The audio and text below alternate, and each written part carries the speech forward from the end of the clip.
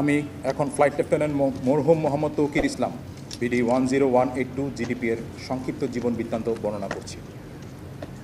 Flight lieutenant Mohammad Tauqir ইসলাম 9 November 1997 তারিখে রাজশাহী জেলার বোয়ালিয়া থানাধীন সপুরা ছয়ঘাটি গ্রামে এক সম্ভ্রান্ত মুসলিম পরিবারে জন্মগ্রহণ করেন। তার পিতার নাম মোহাম্মদ তহুরুল ইসলাম এবং মাতার নাম মোসাম্মদ সালেহা খাতুন।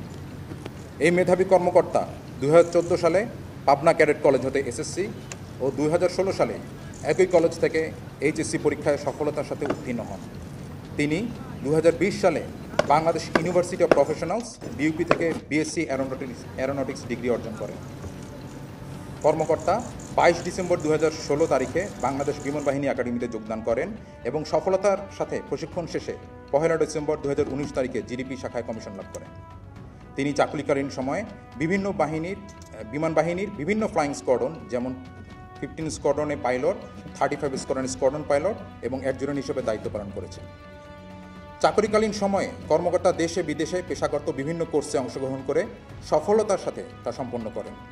তিনি বাংলাদেশ বিমান বাহিনীর 11 স্কোয়াড্রন হতে বেসিক ফ্লাইং ট্রেনিং, 15 স্কোয়াড্রন হতে basic jet and fighter conversion course, aeromedical institute হতে ফিজিওলজিক্যাল ট্রেনিং কোর্স এবং physiological indoctrination course, school of security and intelligence হতে officers basic air intelligence course, Bogura radar unit হতে electronic air warfare course, school of physical fitness হতে watermanship course ও বিমান বাহিনী academy হতে potential flight commander course কৃতিত্বের সাথে সম্পন্ন করেন।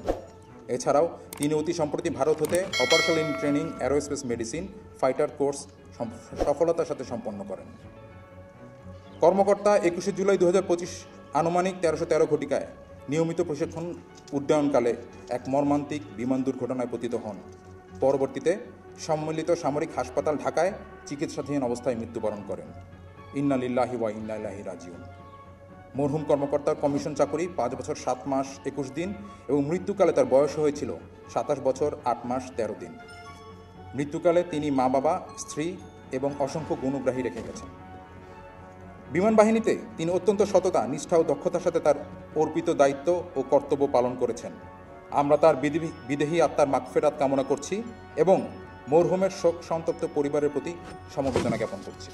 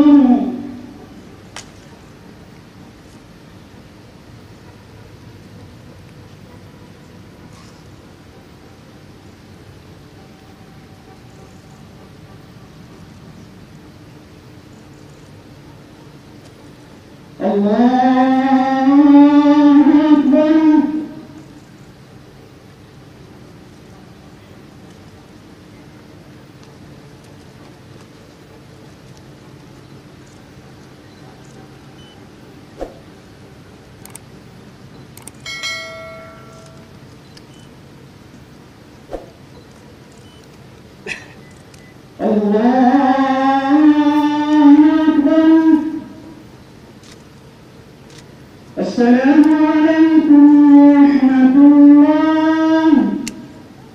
السلام عليكم ورحمة الله.